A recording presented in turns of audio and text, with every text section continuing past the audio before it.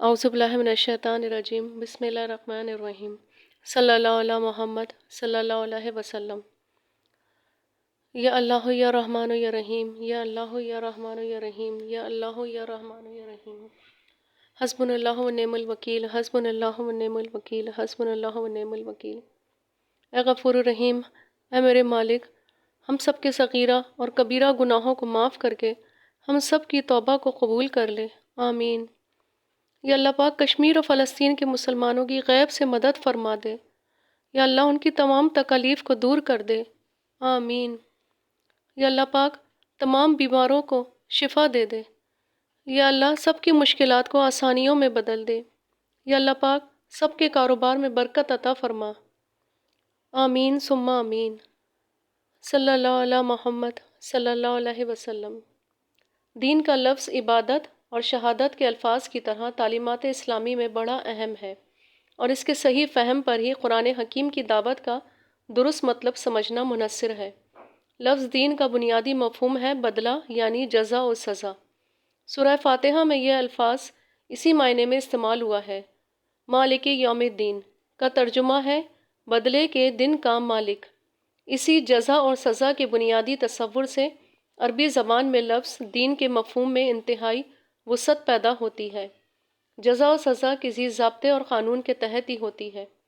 کسی ضابطے اور قانون کی پابندی پر انسان جزا کا مستحق ٹھہرتا ہے اور اس کی خلاف ورزی پر سزا کا۔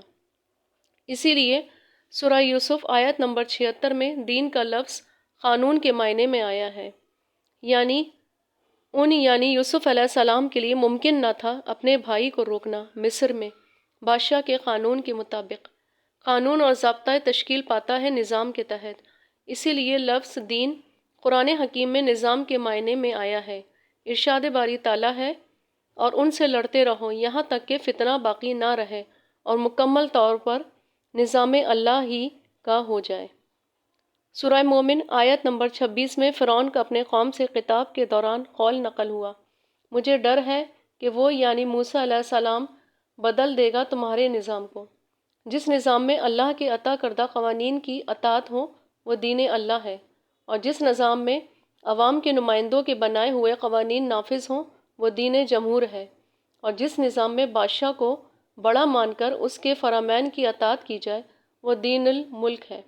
اس اعتبار سے دین کی تعریف یوں کی جاتی ہے کہ ایک پورا نظام زندگی اور مکمل ضابطہ حیات جس میں ایک ہستی یا ادارے کو قانون ساز اور حاکم مان کر اس کی جزا کی امید اور سزا کے خوف سے اس کے عطا کردہ قانون اور ضابطے کے مطابق کامل اطاعت کرتے ہوئے زندگی بسر کی جائے۔